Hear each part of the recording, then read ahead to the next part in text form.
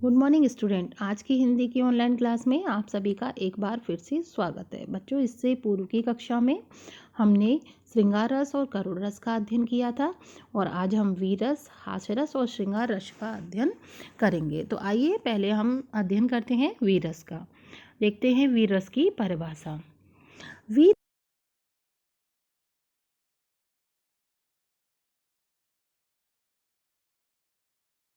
कार्य को करने के लिए मन में जो उत्साह की भावना जागृत होती है उसे ही वीर रस कहते हैं। इस रस में शत्रु पर विजय प्राप्त करने, कीर्ति प्राप्त करने आदि की भावना प्रकट होती है। तो बच्चों, इस रस का, वीर रस का स्थायी भाव क्या होता है? उत्साह। और इस रस में क्या होता है कि जब हम कोई युद्ध का वर्णन पढ़ रहे होते हैं या उसको देख रहे होते हैं किसी नाटक आदि में, तो उससे क्या होता है, उसको पढ़ते समय या देखते समय हमारे मन में क्या होता है, एक उत्साह की भावना जागृत हो जाती है, जिससे क्या होता है कि वीर रस की निष्पत्ति होती है। कि जब हमारे हृदय में उत्साह की भावना जागृत होती है तो उससे ही क्या होती है, वीर रस की निष्पत्ति होती है। कि ये जो उत्साह नाम का जो स्थायी भाव है ना, यही विभाव, अनुभाव और संचारी भाव के संयोग से क्या होता है, वीर रस की दशा को प्राप्त होता है। आपने देखा होगा कि जब आप कोई टीवी में भी सीरियल देख रहे होते हो जिसमें किसी की वीरता का वर्णन किया जाता है, हीरो जो है बहुत वीरता का प्रदर्शन करता है, जिसमें कि तो क्या होता है, उसको देखते समय हमारे मन में एक उत्साह की भावना जागृत होती है। या हम कोई काव्य पढ़ रहे होते हैं जिसमें युद्ध का वर्णन किया होता है, तो मन में एक प्रकार का क्या है, उत्साह का भाव जागृत हो जाता है। और यही जो भाव होता है ना उत्साह का,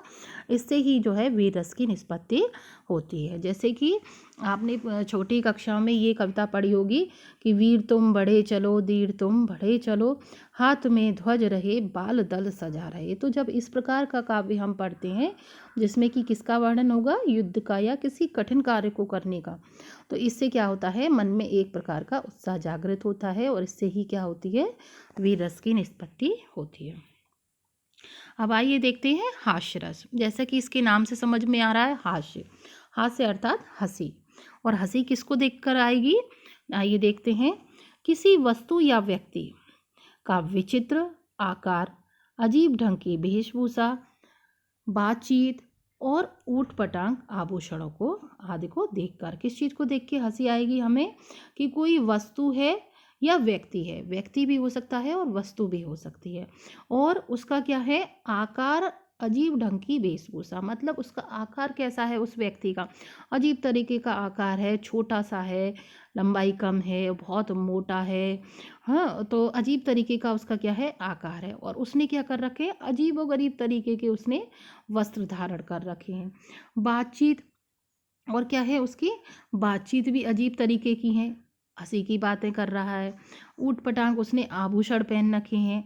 तो उन सबको देख करके क्या होता है, हमारे हृदय में जो विनोदपूर्ण भाव उत्पन्न होता है, विनोदपूर्ण अर्थात हंसी का जो भाव जागृत हो रहा होता है, उसे क्या कहते हैं, हास कहते हैं। और यही हास जब विभाव, अनुभाव तथा व्यभिचारी भावों के संयोग से रस रूप में परिणत हो जाता है तो वही हास रस कहलाता है। देखो बच्चों, इसको इस प्रकार से समझ सकते हैं कि जैसे कि आप सर्कस देखने जाते हैं या आप कोई जो है कॉमेडी शो देखते हैं, तो उसमें सर्कस में क्या है, आपके सामने एक व्यक्ति आता है। जैसे कि आपने देखा होगा सर्कस में आता है, बौना होता है जो, उसका क्या है, विचित्र प्रकार की जोकर जो होता है जिसको आप कहते हैं, तो जोकर क्या है, उसकी वेशभूषा बिल्कुल अलग तरीके की होती है और वो अलग तरीके की एक्टिविटीज़ करता है जिसको देख कर के हंसी आती है सर्कस में। तो ऐसा व्यक्ति या वस्तु जिसको देख कर के, जिसके की आकार को देख के, उसकी वेशभूषा को देखकर या उसकी बातों को देखकर, कॉमेडी शो में देखा है ऐसी बातें करते हैं जिनसे कि हंसी,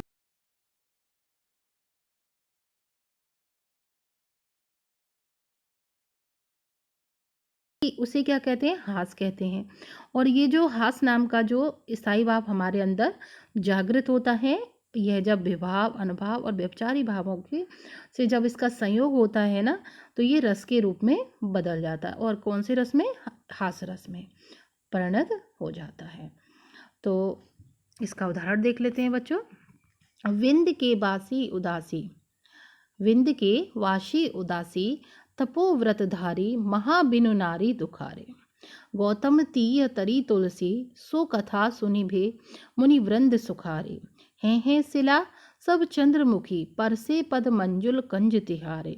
कीनी भली रघुनायक जो कृपा करे कानन को पगुधारे। तो बच्चों यहाँ क्या है, विंध्याचल पर्वत पर जो तपोव्रतधारी अर्थात जो तपस्या करने वाले जो ऋषि मुनि हैं, जो वहाँ पर तपस्या कर रहे हैं, वो बिनु नारी दुखारे, बिना नारी के क्या है, क्योंकि वह विंध्याचल पर्वत पर स्त्रियां तो है नहीं, तो वो क्या है, दुखी हैं बिना नारी के।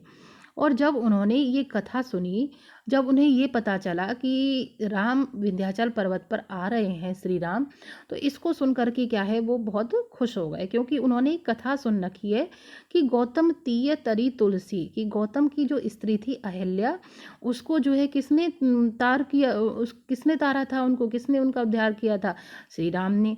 कि जब उन्होंने ये कथा सुनी, उनको ये कथा पता है कि श्री राम ने जो है एक पत्थर था जिसको पैर लगाया, अपने चरण जिससे स्पर्श करे, तो वो जो पत्थर था वो किस में बदल गया, एक सुंदर सी स्त्री में वो जो है बदल गया था। तो वो पत्थर क्या बन गया था, एक सुंदर सी स्त्री बन गए थे। तो इसको जब उन्हें विंध्याचल पर्वत पर श्री राम के आने का खबर पता चलती है, तो वो बहुत खुश हो रहे हैं। क्यों? क्योंकि वो सोच रहे हैं कि जब श्री राम ने पत्थर को पैर लगाया, तो पत्थर किस में बदल गया, एक सुंदर सी स्त्री बन गया।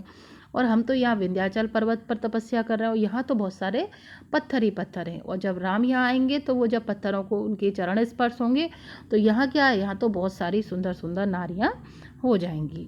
तो इसमें क्या है बच्चों, एक हंसी की भावना, इसको पढ़ करके हंसी की भावना मन में जागृत होती है कि बताइए वो ऋषि मुनि क्या सोच रहे हैं कि यहाँ विंध्याचल पर्वत पे तो इतने सारे पर्वत हैं, और जब राम यहाँ आएंगे तो इन पर्वतों से उनके चरण स्पर्श होंगे, और ये सारे पर्वत क्या है, सुंदर सी नारियों में बदल जाएंगे, और हम सब की क्या है, चांदी हो जाएगी।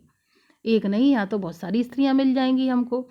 तो इस चीज़ का यहाँ पर वर्णन किया गया है। तो जब ऐसा वर्णन किया जाए काव्य में कि जिसको सुन करके क्या है, हंसी आ जाए, मन में विनोद का भाव जागृत हो जाए, तो वहाँ क्या होता है, वहाँ पर हास्य रस होता है। आइए आगे देखते हैं शांत रस। शांत रस में क्या होता है कि इसका स्थायी भाव निर्वेद होता है। क्या होता है बच्चों इसका स्थायी भाव? कभी कभी एग्जाम में आपसे स्थायी भाव भी पूछ लिया जाता है कि जैसे शांत रस का स्थायी भाव क्या होता है, निर्वेद।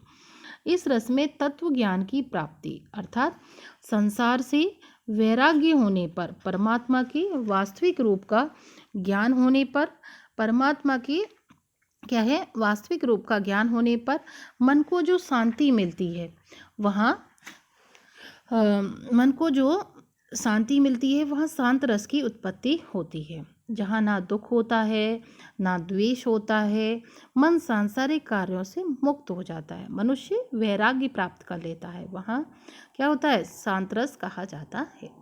तो क्या है बच्चों, सबसे पहले तो आप ये देखेंगे कि इसका स्थायी भाव क्या होता है, निर्वेद। दूसरा, इस रस में क्या होता है कि आपने देखा होगा कि व्यक्ति क्या कर, बहुत से व्यक्ति क्या होते हैं कि वो बिल्कुल घर गृहस्थी माया मोह सबको त्याग देते हैं और किस में लग जाते हैं, केवल जो है ईश्वर की भक्ति में लग जाते हैं, ईश्वर की प्राप्ति में लग जाते हैं, तपस्या करते हैं ईश्वर को पाने के लिए। और जब उसको उस तत्व ज्ञान की प्राप्ति हो जाती, तो इसके लिए वो क्या करते हैं कि अपने जितने भी उनके सांसारिक बंधन है उन सब से मुक्त हो जाते हैं और संसार से क्या कर लेते हैं, वैराग्य ले लेते हैं। देखा होगा आपने ऋषि मुनि लोग जो होते हैं और वो केवल तपस्या में लग जाते हैं और उनका केवल एकमात्र उद्देश्य क्या होता है, ईश्वर का जो है प्राप्त करना, तत्व ज्ञान की प्राप्ति करना। और जब उन्हें परमात्मा के वास्तविक रूप का ज्ञान हो जाता है तो क्या है, उनके मन को बहुत जो है शांति मिलती है। क्योंकि संसार में जब मनुष्य सांसारिक बंधनों में फंस के रहता है तो उसमें क्या है, उसको दुख झेलने पड़ते हैं। कितने बंधन हमारे साथ जुड़े होंगे उतने ही दुख हमको प्राप्त होंगे। तो जब मनुष्य क्या करता है, सांसारिक बंधनों से वैराग्य प्राप्त कर लेता है संसार से, और केवल क्या होता है उसके जीवन का उद्देश्य कि परमात्मा के वास्तविक ज्ञान को प्राप्त करना, ये जानना कि ईश्वर क्या है। और जब वो इस चीज़ का उसको ज्ञान हो जाता है परमात्मा के वास्तविक रूप का, तो उसके मन को बच्चों बहुत शांति मिलती है और यह वहाँ पर क्या होता है, शांत रस की उत्पत्ति होती है। तो जहाँ ना दुख होता है, ना द्वेष होता है, ना कोई सांसारिक जितने भी कार्य हैं, जितने भी बंधन हैं, उन सब से व्यक्ति क्या हो जाएगा, मुक्त हो जाता है। तो वहाँ क्या होता है, उसको जो है शांत रस कहा जाता है। तो काव्य में जब इस प्रकार का वर्णन होता है कि जहाँ पर परमात्मा के वास्तविक स्वरूप का ज्ञान दिखाया जा रहा है, या जो है संसार से वैराग्य, सांसारिक बातें नहीं है, ना दुख है ना द्वेष है, केवल क्या है, ईश्वर की प्राप्ति, तो वहाँ पर क्या होता है, शांत रस होता है। इसका उदाहरण देख लेते हैं। जब मैं था तब हरि नहीं, अब हरि है मैं नाही, सब अंधियारा मिट गया जब दीपक देखा माही। तो यहाँ पर क्या कहा जा रहा है बच्चों कि जब मैं था तब हरि नहीं, कह रहे हैं कि जब मैं था, कि जब मेरे अंदर मैं था अर्थात अहंकार था, तब तक मुझे जो है हरि नाही, तब तक मेरे अंदर प्रभु, तब तक मैं प्रभु को नहीं जान सका, तब तक मुझे परमात्मा का वास्तविक ज्ञान नहीं हो सका। क्यों? क्योंकि हृदय में क्या था, अहंकार। और अब हरि है मैं नाही, और जब मुझे ईश्वर का ज्ञान हो गया तो मेरे अंदर का जो मैं है, अहंकार है, वो क्या है, अब मेरे अंदर नहीं है, मेरा जो अहंकार है वो नष्ट हो चुका है। तो और जब मुझे ईश्वर के ज्ञान हो गया, परमात्मा का वास्तविक स्वरूप जब मैंने उसका ज्ञान प्राप्त कर लिया, तो मेरे अंदर का जो अहंकार था वो नष्ट हो गया, और मेरे अंदर जो भी अंधकार था वो सब दूर हो गया।